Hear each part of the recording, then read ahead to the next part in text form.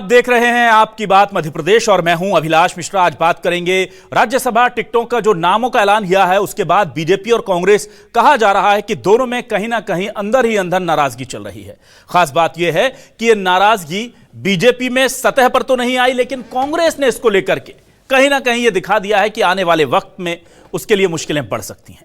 BJP ने भी इशारा दे दिया है कि तीसरी सीट के लिए वो पूरी तरह से रणनीति बनाने में जुट गई है।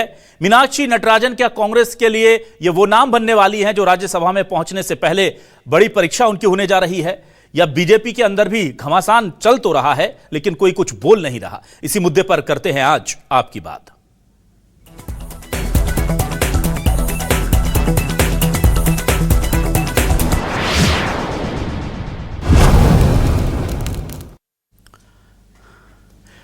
तो एक तरफ बीजेपी कांग्रेस पर निशाना साध रही है और जाहिर सी बात है चूंकि कांग्रेस के अंदर भी जिस तरह से चीजें निकलकर सामने आई उससे मौका मिल गया है बीजेपी को। उधर कांग्रेस कह रही है कि हम एकजुट होकर चुनाव लड़ने जा रहे हैं और परेशान बीजेपी को होना चाहिए। दोनों के बयान सुनते हैं, दोनों पार्टी के बड़े नेता क्या कह रहे हैं, सुनिए। पुराने चेहरे मठाधीश सब दोहराए जा रहे हैं। मैंने कर्नाटक का मंत्रिमंडल देखा, वहाँ खड़गे जी का भी परिवार और वहाँ सिद्धरमैया जी का भी, यही तो अंतर है। ये party with the difference Bharatiya Janata party. श्रेष्ठतम कार्यकर्ताओं में से एक हमारा रजनीश, जिसने कभी उम्मीद नहीं की थी और न अप्रोच की थी कि राज्यसभा में जाओ। आज वो राज्यसभा में जा रहे हैं, मेरा हृदय गदगद है। ये भारतीय जनता पार्टी है। काम कार्यकर्ता है मीनाक्षी जी। मीनाक्षी जी को टिकट देना क्या उनको शिवराज जी को दिखाई नहीं देता है? तो शिवराज जी की तो कथनी करनी में हमेशा अंतर रहा है। प्रॉफिट्स ऑफ डूम एक शब्द है, किस तरह से कहा करते, उनकी आदत है कहना। क्रॉस वोटिंग की कोई आशंका? जी नहीं, क्रॉस वोटिंग की आशंका नहीं है। सब निर्णय के साथ हैं, हाईकमांड का जो निर्णय है उसके साथ हैं कांग्रेस के विधायक। उधर कैलाश विजयवर्गीय ने इशारा दे दिया है कि तीसरी सीट के लिए भी बीजेपी रणनीति बना रही है। इसका मतलब आप समझिए, 4 विधायक ही है, बस 4-5 विधायकों का खेला अगर होता है तो कांग्रेस की यह सीट बीजेपी के खाते में जा सकती है। और इससे पहले कई बड़े चुनावों में कांग्रेस के कई विधायकों ने क्रॉस वोटिंग की थी और इसीलिए बीजेपी का तापमान जो है, टेम्परेचर जो है अंदर खाने में बढ़ा हुआ है। कैलाश विजयवर्गीय उस आग में घी डालने का काम कर रहे हैं, सुनिए वो क्या कह रहे हैं। बड़ा नेता मिलता है, अरुण जी नेता मिल गए, महामंत्री पार्टी के, और उन्हें राज्यसभा का टिकट दिया। मुझे बहुत पसंद था और विशेषकर रजनीश अग्रवाल जी जो एकदम ऐसे कार्यकर्ता हैं जिसे कह सकते हैं कि बिहाइंड कर्टन पे काम नहीं करते। तो पार्टी ने बहुत अच्छे दोनों टिकट दिए हैं। मैं हमारे शीर्ष नेतृत्व को इस बात के लिए धन्यवाद देता हूँ।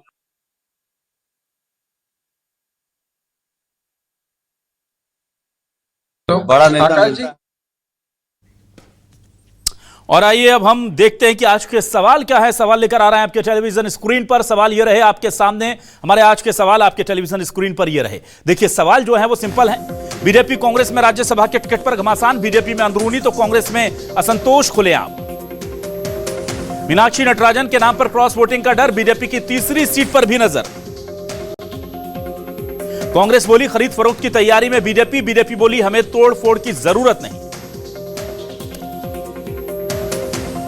राज्यसभा उम्मीदवार पर कांग्रेस में विद्रोह उभरा, तीसरी सीट पर बीजेपी का खेला करने का खतरा। जी हां, तीसरी सीट पर भी कहीं खेला ना हो जाए, यह बड़ी खबर हो गई है।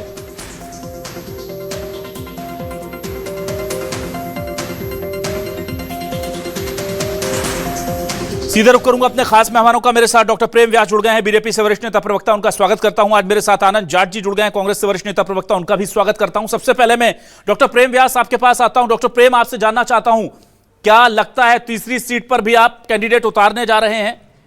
और जाहिर सी बात है बिना कांग्रेस के साथियों के समर्थन के तो आप ये सीट जीत नहीं सकते। और बीजेपी जितना मैं जानता हूं ऐसे किसी चुनाव की तैयारी करती ही नहीं जिसमें उसे लगता है कि वो जीत नहीं सकती।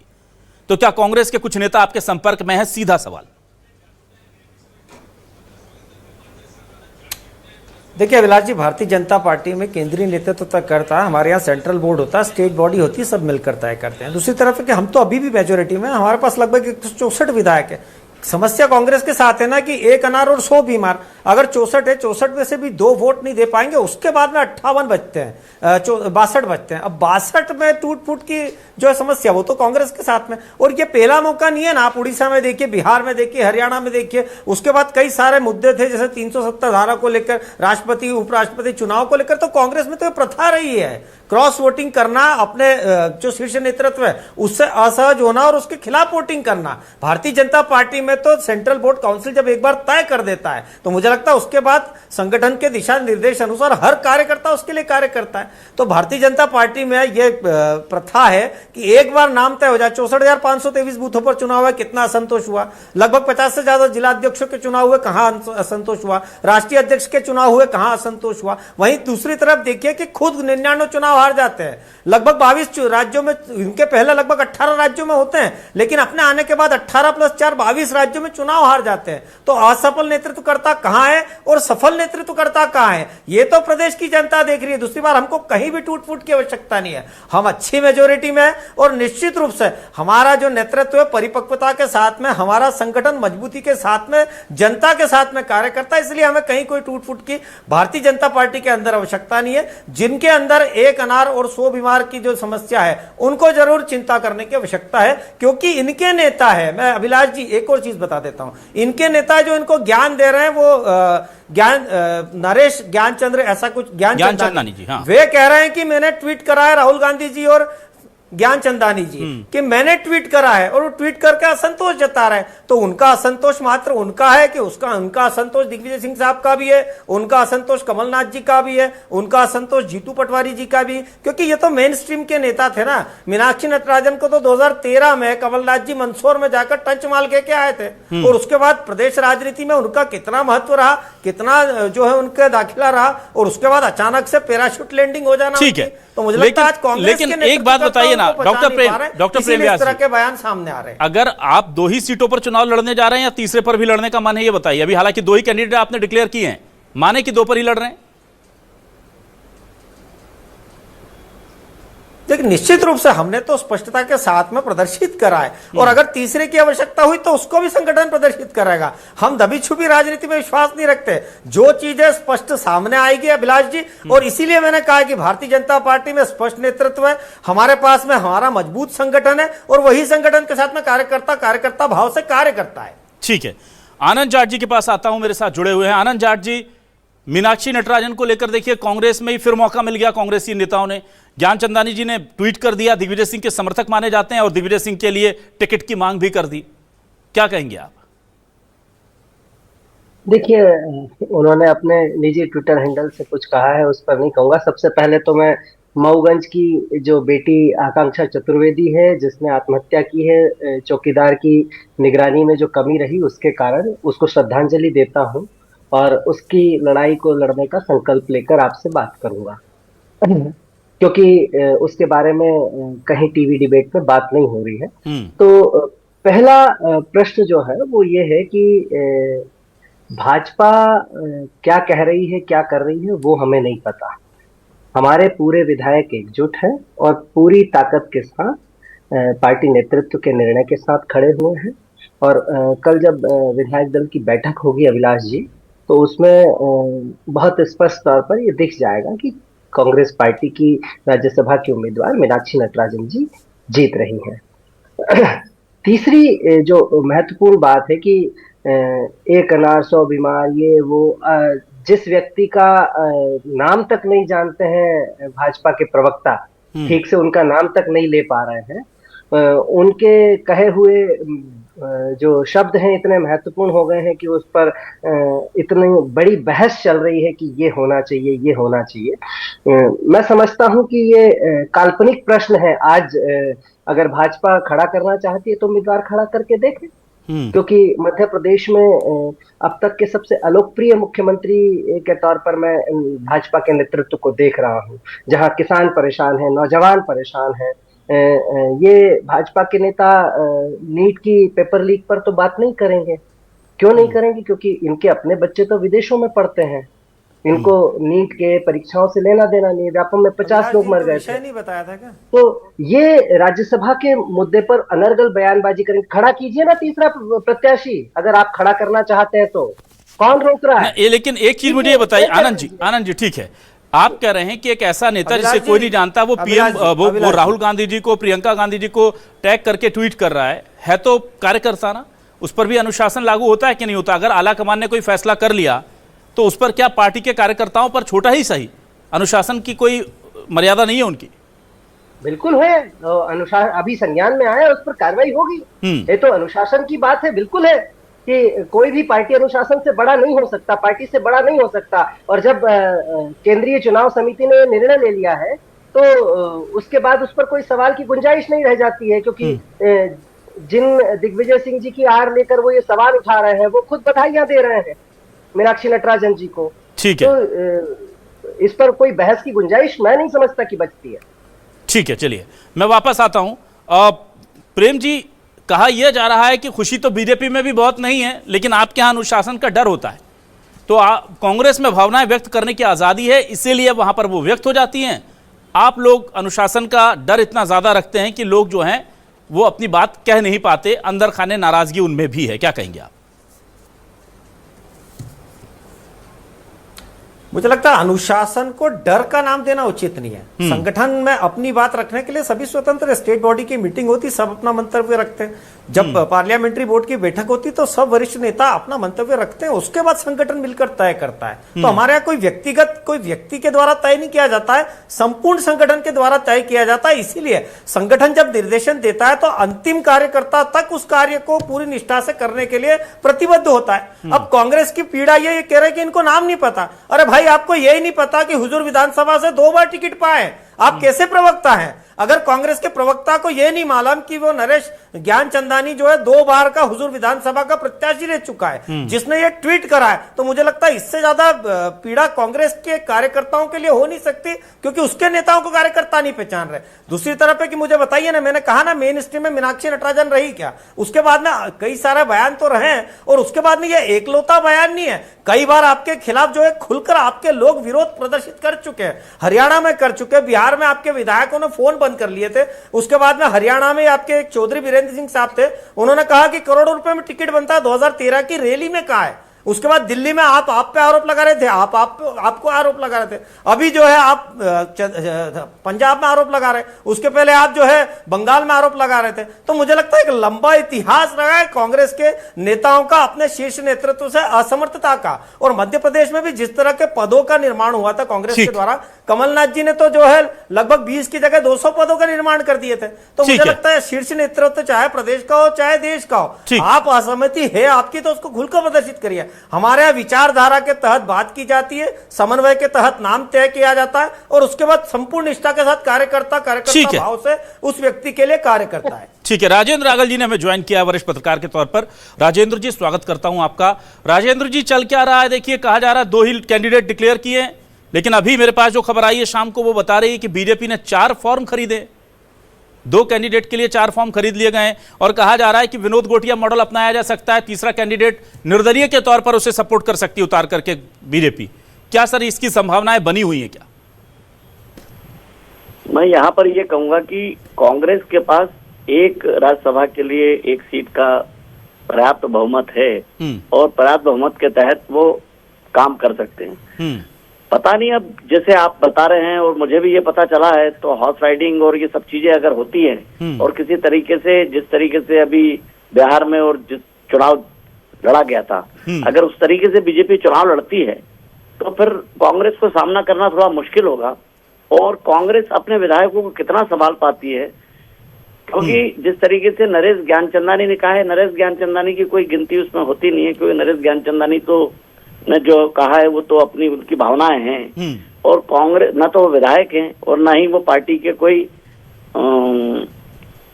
गंभीर कार्यकर्ता हैं, या ऐसा कहा जाए कि एक्टिव व्यक्ति हैं। इस तरीके की एक्टिवनेस उनको दिखी नहीं है। परंतु ये देखने को जरूर आ रहा है कि कहीं राज्यसभा के चुनाव में मध्य प्रदेश में इस बार इस तरीके की हॉर्स राइडिंग और इस तरीके की कम संभावनाएं व्यक्त की जा रही हैं। जिस तरीके से देखा जा रहा है अभी कि बीजेपी सशक्ता से, दमदारी से इस बात को कह रही है कि तीसरा भी अगर हमको कहे तो चुनाव जिता के दिखाएंगे, जैसा कैलाश जी ने कहा है। जी, तो कैलाश जी की बात को तो कहा जा सकता है या नहीं कहा जा सकता है, परंतु इसकी संभावनाएं, मुझे ऐसा लगता है अभी कि कांग्रेस के कल विधायक दल में ये तय हो जाएगा कि क्या होने वाला है और क्या नहीं। पर लगता नहीं है कि ऐसा कुछ मध्य प्रदेश में इसकी संभावना है, क्योंकि मध्य प्रदेश में कभी ऐसा हुआ नहीं। ठीक है, चलिए मैं आनंद जी आपके पास आता हूं। आनंद जी, देखिए 18 जून को होने वाली राज्यसभा चुनाव की जो रणनीति की चर्चा हो रही है, उसमें देखिए बहुत से संकेत आनंद जी ऐसे मिल रहे हैं, इसलिए थोड़ा सा संदेह हो रहा है। उसमें कहा जा रहा है कमलनाथ जी जो है वो शामिल नहीं होंगे, जबकि वो वरिष्ठ नेता हैं और दिग्विजय सिंह हो, कमलनाथ जी हो, जीतू पटवारी हो, इन लोगों के ऊपर जिम्मेदारी है कि बीजेपी अगर कुछ सोच रही है तो उसे निष्क्रिय किया जा सके। तो ये सिर्फ संयोग हो रहे हैं कि एक कोई नेता नाराज होकर के ट्वीट कर दे रहा है कमलनाथ जी बैठक में शामिल नहीं हो पाएंगे, या कुछ और है? मुझे लगता है राजेंद्र आगल साहब ने जो बात कही है कि ज्ञानचंदानी जी ने अपनी निजी भावनाएं कही हैं, और जो उन्होंने पूरा सेंटेंस फ्रेमिंग की है उसका भी हम लोग अगर चाहे तो वर्ड बाय वर्ड जो है वो सर्जरी कर सकते हैं, लेकिन उसमें मैं नहीं जाऊंगा। मैं आपने कमलनाथ जी वाला प्रश्न पूछा है जी। तो कमलनाथ जी ने आज मीनाक्षी नटराजन जी कमलनाथ जी के दिल्ली वाले आवास में मिली है, आवास पर मिली है, और आपके ही जो वेबसाइट है lalluram.com उस पर ये खबर मैंने देखी जी। तो ये मुलाकात बहुत सौजन्यतावश और शिष्टाचारवश हुई है, और साथ में जो है कमलनाथ जी ने उन्हें कहा है कि ऑल दी बेस्ट, आगे बढ़ो, हम आपके साथ हैं। तो अगर वो नहीं शामिल भी होंगे तो उसका कारण पार्टी को अवगत कराएंगे जी। यहाँ कोई ऐसी स्थिति नहीं है कि कमलनाथ जी आ रहे हैं या नहीं आ रहे हैं, ये प्रश्न नहीं है। भाजपा कह देगी कि ये प्रश्न उठाइए तो ये प्रश्न उठ जाएगा, वो अलग विषय है। लेकिन सीधा मामला जो है वो ये है कि हम बहुत कॉन्फिडेंस के साथ जो है राज्यसभा के हमारे कैंडिडेट को जिताकर लाएंगे। और दूसरी एक महत्वपूर्ण बात है, जो अब तक भाजपा ने एक डाइसी सा एक हमारी विधायक को अपने पार्टी संगठन की बैठकों में शामिल करवाया, और लगातार जो है उसके साथ मुख्यमंत्री ने मंच साझा किया भाजपा की रैलियों में, उसके बावजूद उस पर दल बदल की कार्रवाई नहीं हो रही है। उस विधायक के बारे में भी निर्णय आ जाएगा कि वो किस पाले में रहेंगी। तो जिसे ये 62 कह रहे हैं वो 63 हो जाए तो कोई आश्चर्य नहीं होता है। ये एक बड़ी चीज है जिसको समझने की जरूरत है, और भाजपा कैंडिडेट तय करे। मैं तो कह रहा हूँ प्रेम व्यास जी से करे तय। ठीक है प्रेम व्यास जी, इस तरह का कुछ हो सकता है कि कोई एक निर्दलीय व्यक्ति खड़ा हो जाए, बीजेपी पीछे से उससे सपोर्ट कर दे, और 3-4 कांग्रेस के नेताओं के लिए आसान हो जाए कि भाई बीजेपी के साथ भी नहीं गए, यानी बगावत खुल के भी नहीं हुई, और नाराजगी भी जाहिर कर दे और आपका काम हो जाए। क्योंकि आप लोग करते हैं, राष्ट्रपति चुनाव में आप लोगों ने करके दिखाया था कि कैसे कांग्रेस इससे ज्यादा आश्वस्त थी जितनी आज है। आज तो फिर भी वो उसके 1-2 नेता मान रहे हैं कि फूट हो सकती है। उस समय तो किसी ने सोचा भी नहीं था, लेकिन आप लोगों ने कर दिखाया। तो इस बार भी संभावनाएं बनी हुई हैं क्या? पिक्चर अभी बाकी है, कहानी खत्म नहीं हुई है। नहीं अभिलाष जी, मुझे लगता है कि भारतीय जनता पार्टी को तो आवश्यकता ही नहीं है। और दूसरी बात है कि जो नेताओं ने क्रॉस वोटिंग करी थी उनकी क्या थी, बाद में उनके स्टेटमेंट्स हुए थे ना, उन्होंने कहा अंतरात्मा की आवाज, अगर देश हित में कोई निर्णय लिया गया है और कांग्रेस उसकी खिलाफत कर रही तो हम उस निर्णय के खिलाफ है। तो उनकी अंतरात्मा की आवाज धारा 370 को लेकर, राम मंदिर को लेकर, या विभिन्न तरह के संसद भवन को लेकर, कई सारे ऐसे मुद्दे रहे उपराष्ट्रपति को लेकर जिसमें कांग्रेस के कार्यकर्ता ही कांग्रेस के नेतृत्वकर्ताओं से असहमत थे। अगर जो है सनातन धर्म को HIV एड्स और कोड कहा जाएगा तो कई सारे कांग्रेस के वरिष्ठ नेतृत्वकर्ता हैं जिन्होंने विरोध करा है। और अभी तो राम के तो खिलाफ थे, इनके ही राम गुहा साहब है जो विचारक थे, वो कांग्रेस के खिलाफ आ गए। गुलाम नबी आजाद इसके पूर्व में कांग्रेस के खिलाफ बयान दे चुके। तो कांग्रेस के वरिष्ठ नेतृत्वकर्ताओं को जिस तरह से राहुल गांधी की कांग्रेस ने दरकिनार कराई, ये उसकी पीड़ा है। और मध्य प्रदेश में भी जिस तरह का निर्णय राहुल गांधी जी ले रहे हैं, मुझे बताइए समानता का अगर निर्णय होता तो निश्चित रूप से उसका प्रभाव पड़ता। दूसरी तरफ राजेंद्र जी के बात से मैं असहमत हूं। मैं निजी तौर पर राजेंद्र जी का सम्मान सम्मान करता हूं, लेकिन जैसा उन्होंने कहा है कि वो व्यक्तित्व जो है गंभीर नहीं है, क्या कांग्रेस पार्टी 2 बार ऐसे व्यक्ति को टिकट दे सकती है जिसका नेतृत्वकर्ता गंभीर ना हो, जिसका व्यक्तित्व गंभीर ना हो? और अगर उसकी बात को गंभीरता से नहीं लिया जा रहा है तो मुझे लगता है कि ये तो कांग्रेस के लिए विडंबना का दौर है। 2010 में जिस तरह से रिश्वत कांड हुआ, 2016 में अजय माकन वर्सेस सुभाष चंद्र वाला विषय, 2017 में गुजरात में अहमद पटेल वोट नहीं करा, उसके बाद में पार्टी छोड़ दी। तो एक लंबा इतिहास रहा है कांग्रेस का अपने ही नेतृत्वकर्ता से विरोध करने का। यहां भारतीय जनता पार्टी की जिम्मेदारी और दायित्व नहीं है कि कांग्रेस के नेताओं को पकड़ पकड़ के लाए और उनसे वोटिंग कराए। यह कांग्रेस की अपनी निजी नेतृत्वकर्ताओं की जिम्मेदारी है। दूसरी तरफ है कि हमारा संगठन मजबूत है, हमारा राष्ट्रीय नेतृत्व मजबूत है, हमारा प्रादेशिक नेतृत्व मजबूत है और उसके अंतर्गत हम कार्य कर रहे हैं। ना मजबूत नहीं, वो तो बहुत मजबूत है। आनंद जी देखिए, राष्ट्रपति चुनाव में भी आप लोग भरोसे में थे, आप क्या बिल्कुल श्योर हैं कि कुछ गड़बड़ नहीं होगी? आप बीजेपी पर भरोसा कर रहे हैं, ठीक कर रहे हैं? मैं पूरी तरह से श्योर हूँ, अपने विधायकों पर पूरा भरोसा है, क्योंकि चूंकि मैं विपक्ष के नेताजी के साथ काम करता हूं तो विधायकों से लगातार मेरी बातचीत और संपर्क होता रहता है। प्रश्न ये नहीं है, प्रश्न ये है कि जो बंगारू लक्ष्मण की पार्टी जो कैमरे के सामने घूस लेते हुए पकड़े गए थे, वो घूस कांड पर बात करते हैं तो थोड़ा आश्चर्य होता है। खैर, चूंकि आज विषय नहीं है इसलिए मैं नीट पर भी नहीं बोल सकता, आज इनके घूस कांड पर भी नहीं बोल सकता, लेकिन प्रश्न यही है कि हम पूरी तरह आश्वस्त हैं। और मैं तो तीसरी बार कह रहा हूं आप ही की डिबेट में, खड़ा करो ना अपने सिंबल पर तीसरा प्रत्याशी। ना आनंद जी वो अपने सिंबल पर खड़ा नहीं करेंगे, वो ये भी कर चुके हैं ना। विनोद गोटिया वाला मामला आपको याद होगा, और जो सूत्र बता रहे हैं कि क्या विनोद गोटिया जी सूत्र बता रहे हैं कि दोबारा वो किसी निर्दलीय को खड़ा करके आपका खेल, वो यही करेंगे जब ये हारने की पोजीशन में आते हैं, जब ये समाज विरोधी काम करते हैं, तो इसी तरह से अपना चेहरा छिपाकर किसी और के चेहरे को आगे कर देते हैं। ये हमेशा की इनकी रणनीति रही है। राष्ट्र प्रथम बोलते हैं, नीट परीक्षा का पेपर लीक करना कौन सा राष्ट्र प्रथम है? ठीक, राजेंद्र रागल जी के पास आते हैं। राजेंद्र रागल जी देखिए, कहा जा रहा है कि राज्यसभा 16 बार लीक हुए हैं, आप उसी पे चर्चा कर लीजिए ना आनंद जी। ना मुझे लगता है तो विषय के संदर्भ में चर्चा करिए, या जो आप विषय बोल रहे हैं मैं तो बोल ना उस पर भी डिबेट हुआ था। ना माफी चाहेंगे ना उस पर भी डिबेट हो चुका है। 2 दिन पहले उसी पर डिबेट था। ना 2 दिन पहले उसी पर डिबेट था सर। हमें सब्जेक्ट बदलने पड़ते हैं। 2 दिन पहले उसी पर डिबेट था सर। ठीक है आनंद जी, प्रेम जी, एक मिनट मुझे राजेंद्र जी के पास आने दीजिए, विषय पर बने रहिए प्लीज विषय पर बने रहते हैं। राजेंद्र रागल जी देखिए, ये कहा जा रहा है कि राज्यसभा में, आनंद जी ठीक है, राजेंद्र जी कहा जा रहा है राज्यसभा में बहुमत के लिए एक बहुत बेचैनी है बीजेपी के अंदर, और इस बेचैनी को दूर करने का, राजेंद्र जी का देखिए सिग्नल चला गया है, इस बेचैनी को दूर करने का एक तरीका यही हो सकता है कि कैसे भी करके हम अपनी संख्या बढ़ा लें।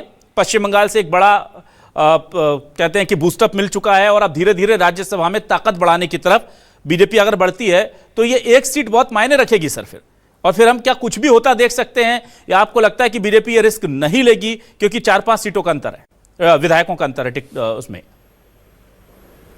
यहाँ पर मैं कहता हूँ कि जैसे व्यास जी ने बताया अभी कि ज्ञानचंदानी के बारे में, हाँ। ऐसे तो कई लोग हैं जो एक्टिव नहीं है कांग्रेस में या बीजेपी में। खास करके जब इन्होंने अपना एक नाम चलाया और पचौड़ी जी को ब्राह्मण नेता के रूप में इंट्रोड्यूस किया, हाँ। और कहा कि उन्हें राज्यसभा में लेकर जाएंगे जी। अचानक से क्या हुआ कि रजनीश अग्रवाल पे और चूक साहब पे दाव खेलना पड़ा। तो इस तरीके की बात करना और बात करके अपनी बात को कुछ भी कह देना, ये जरा ठीक नहीं मालूम होता है। परंतु चुनाव जो है स्वस्थ परंपरा में होना चाहिए, और ये देखना चाहिए कि किसके पास कितने विधायक है, एक आध सीट से या किससे क्या फर्क पड़ता है, क्योंकि ये वोटिंग वाला चुनाव नहीं है, ये विधायकों द्वारा चुनने जाने वाला चुनाव है। राज्यसभा में जाने के लिए हॉर्स राइडिंग या किसी तरीके से खरीद फरोख्त करने वाला काम नहीं होना चाहिए, जो बीजेपी अभी तक करती आ रही है। देखने में यही आया कि बिहार चुनाव में भी इस तरीके की बात आई है, और अगर इस तरीके की मध्य प्रदेश में एक परंपरा बनती है तो परंपरा अच्छी नहीं होगी, मैं यही कहूंगा। ठीक है, तो कुल मिलाकर के ये जो चुनाव है ये बहुत महत्वपूर्ण हो जाता है, क्योंकि बीजेपी, डॉक्टर प्रेम व्यास जी कुछ कहना चाह रहे हैं, 10 सेकंड है बस हमारे पास जी।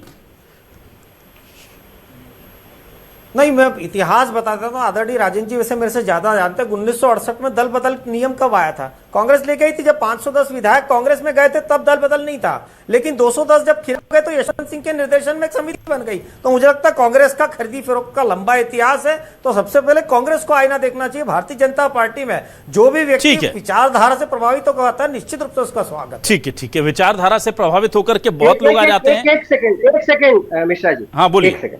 आप भी 10 सेकंड ले लीजिए। जब आईना देखने की बात है तो केवल 12-15 सालों के 20-25 चुनाव गिना देने वाले व्यास जी को मैं बता दूं कि 1951 से 2014 तक जो है मेरी पार्टी ने लगातार 12 चुनाव लोकसभा के जीते हैं, 12।